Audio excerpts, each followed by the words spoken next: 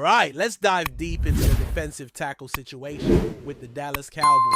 It's something that's been buzzing around a lot lately, and honestly, it's a bit concerning when you start to peel back the layers. Right now, the Cowboys' defensive tackle room feels thinner than most fans would like to admit.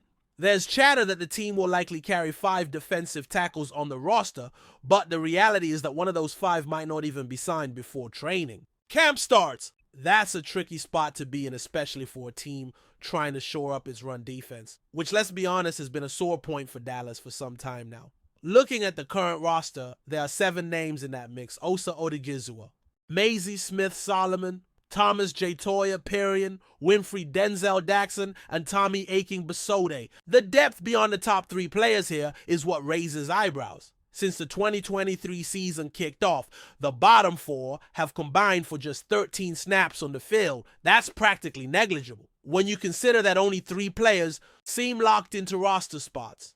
The 4th and 5th become more of a question mark. Jay Toya, for example, was a 7th round pick, and while he's shown flashes, especially in practice, no one really knows what he will bring once the pads come on for real in training camp and preseason games. His snaps at nose guard last year were promising, but the pressure of the NFL regular season is a different beast. It's also worth mentioning that the Cowboys seem to be repeating a pattern here similar to last year's approach at nose guard. The team leaned heavily on Mazie Smith and a mix of later round picks and undrafted free agents to fill what should be a critical role. And they supplemented that by signing players late in the summer, hoping to plug holes. That's never an ideal way to build a strong defensive front. Teams that succeed typically have their interior defensive line well settled before the season starts. The Cowboys' approach feels reactive rather than proactive. It's a spot where the front office and coaching staff need to take a hard look, because the run defense has been a consistent problem.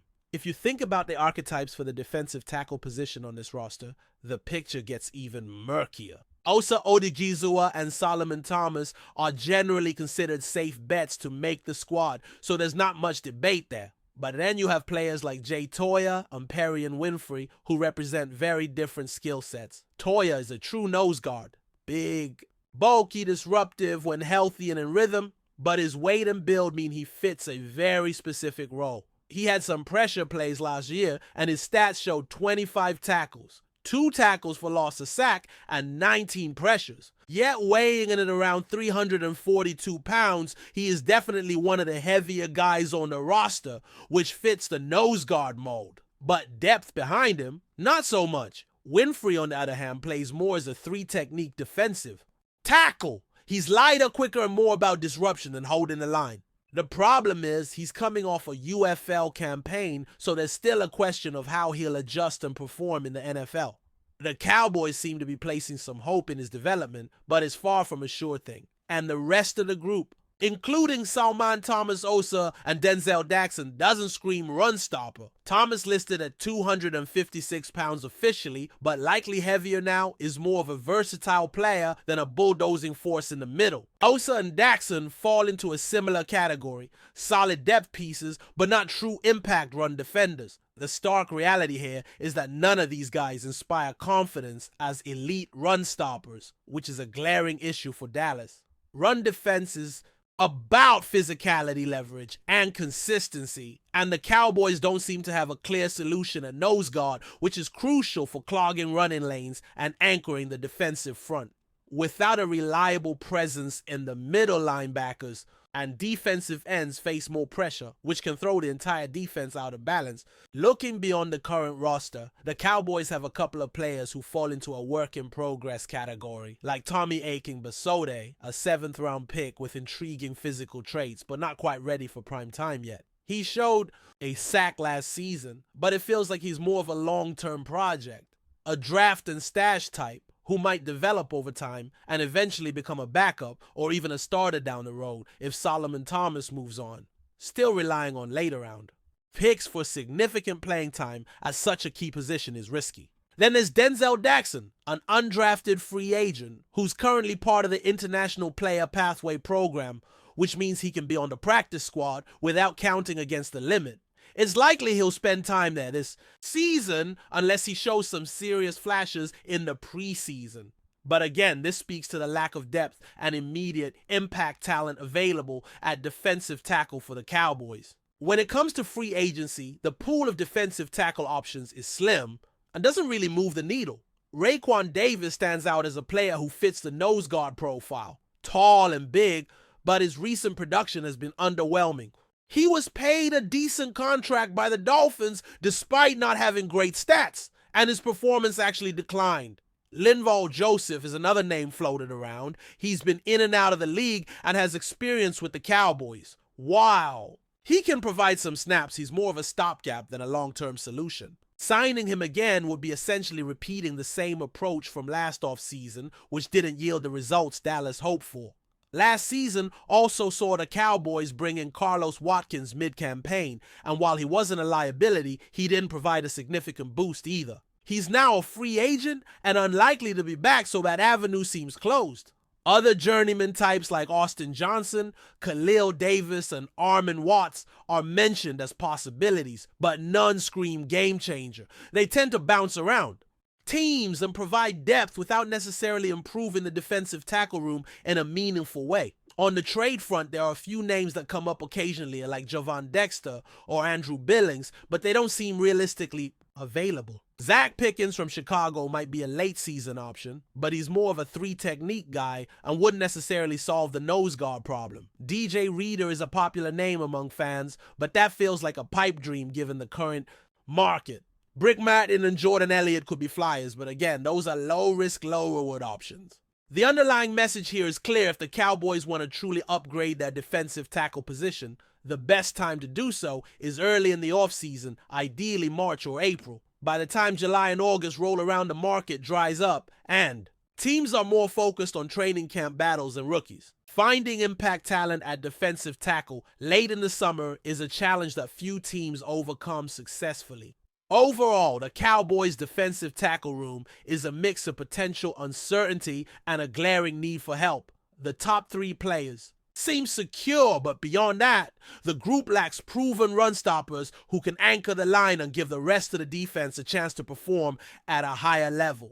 The team's approach so far looks a lot like a gamble on later-round picks and undrafted players, with some hope pinned on free agents who may or may not deliver. For a franchise that has long had issues stopping the run, this is an area that demands attention if they want to compete at the highest level. Continuing on the topic of the Dallas Cowboys' defensive tackle situation, it becomes increasingly clear that the challenge is not just about the players currently on the roster, but also about the broader strategy the organization is employing to address this critical position. Defensive tackle is arguably one of the toughest positions to fill in the NFL, because it demands a rare combination of size, strength, quickness, and technique. The role these players have, particularly at nose guard, is crucial in controlling the line of scrimmage and disrupting the opponent's running game. Without a reliable presence in the middle, the entire defense can struggle to maintain gap integrity and contain the run, which puts additional pressure on linebackers and defensive backs.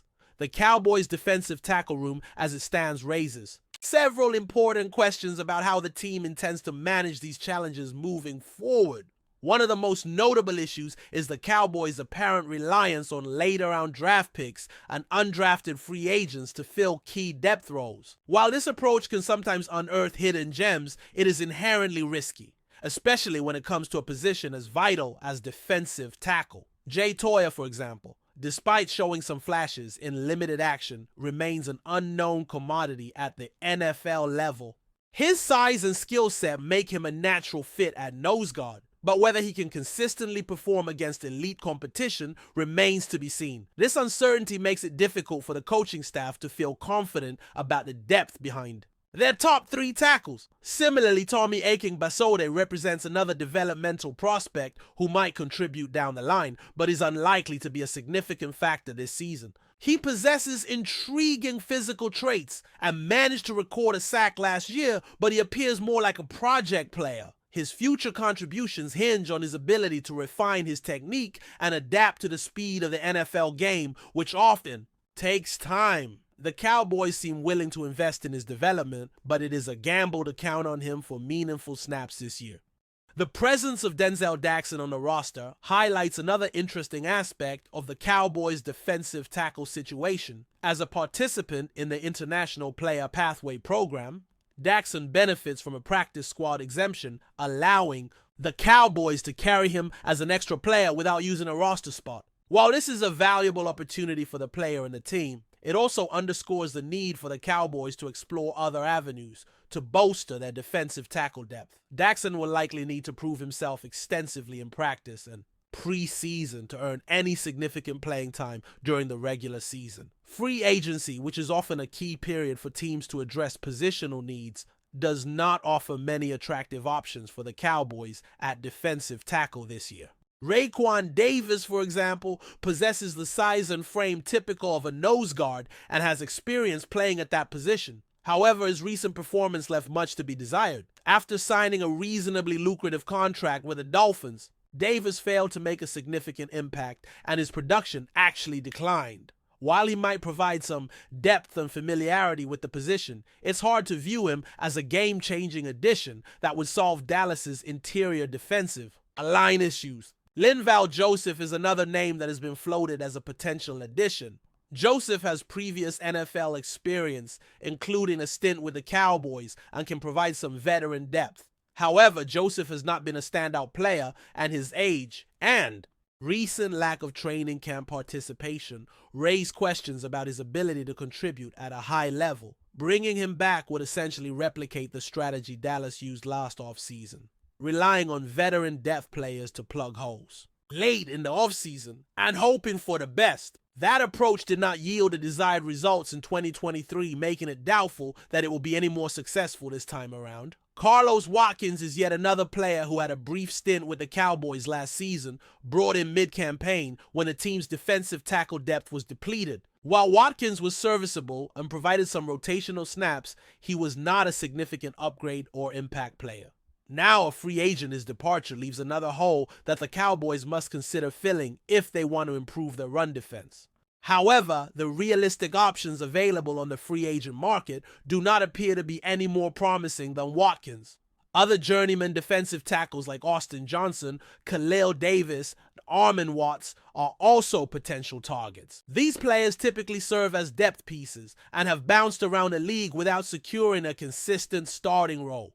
They might be able to provide some backup snaps and rotational duties, but none have demonstrated the ability to dominate or consistently disrupt opposing offenses. Their addition would likely represent marginal improvements rather than transformative changes. When considering trades as a way to bolster the defensive tackle room, the landscape remains challenging. Javon Dexter and Andrew Billings are names that have been mentioned in rumors and discussions, but neither seems realistically obtainable given their current team situations and valuations. Zach Pickens from the Chicago Bears could be a late-season trade candidate, but he primarily plays the three-technique role, which means he might not directly address the Cowboys' nose guard needs. Furthermore, trade candidates available at this position tend to be more situational players rather than difference makers. Fan favorite names like DJ Reader and Grover Stewart are appealing on paper, but the chances of the Cowboys acquiring these players are slim. Both are key contributors to their respective teams and are unlikely to be traded, especially early in the season. Waiting until the trade deadline might open up some possibilities, but by that time, the team risks entering the season with an underwhelming defensive tackle group. The overarching theme that emerges is that the Cowboys' best shot at upgrading this position comes in the offseason, months leading up to training camp, primarily March and April. During free agency and the NFL draft teams have the best opportunities to target and acquire impactful players at critical positions. Waiting until July or August severely limits options as most rosters are already set and quality players are harder to come by. The Dallas Cowboys find themselves in a position where they may have to rely on a combination of developmental players, low-risk free agents, and possibly some mid to late round draft picks to patch up the defensive tackle room. This strategy carries inherent risks. Defensive tackle is a position where experience and proven ability matter significantly. Relying on Unproven players can result in inconsistent performance and vulnerability against strong running teams. The Cowboys have struggled in this area over the past few seasons, and without meaningful reinforcements, there's little reason to expect a substantial improvement. While there's always the possibility that a player like Jay Toya or Tommy Aking Basalt can develop into a reliable contributor, the team cannot afford to depend solely on hope and potential in such a vital spot.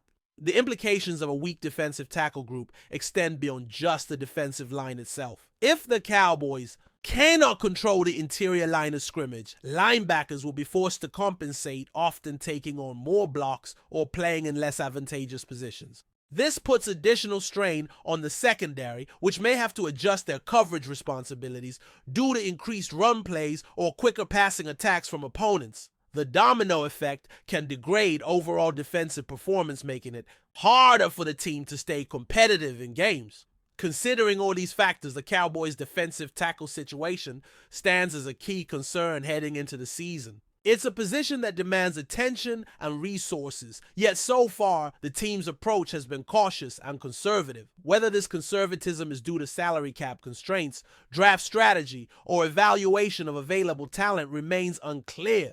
But the risk of falling short at defensive tackle is significant. The coming months will be critical in determining whether the Cowboys can find ways to bolster this group, either through shrewd free agent signings trades or the development of their young players. Ultimately, the defensive tackle room's health and productivity will have a major impact on the Cowboys' defensive identity and success. The team's ability to stop the run, generate interior pressure, and maintain gap discipline depends largely on this position. For fans and analysts alike, the question remains, will the Cowboys take decisive action to improve this area, or will they once again find themselves hoping for development and patchwork solutions that may not be enough to push the team to the next level? Only time will tell, but the need for improvement is undeniable.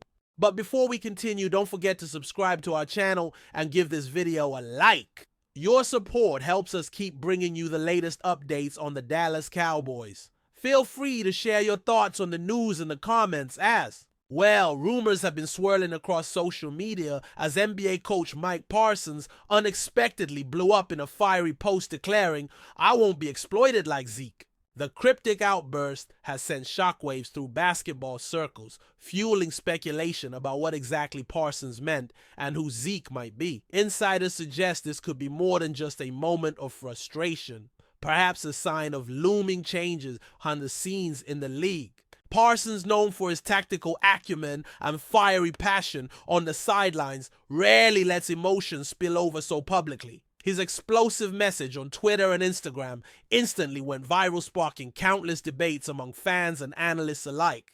Some believe Zeke refers to a player or colleague who was unfairly treated or undervalued, while others speculate it could be a jab at management decisions or contract disputes. The intensity of Parsons' statement hints at possible tensions brewing within his current team, or even potential offers elsewhere. The basketball world is no stranger to behind-the-scenes drama, but Parsons' outburst adds a fresh layer of intrigue.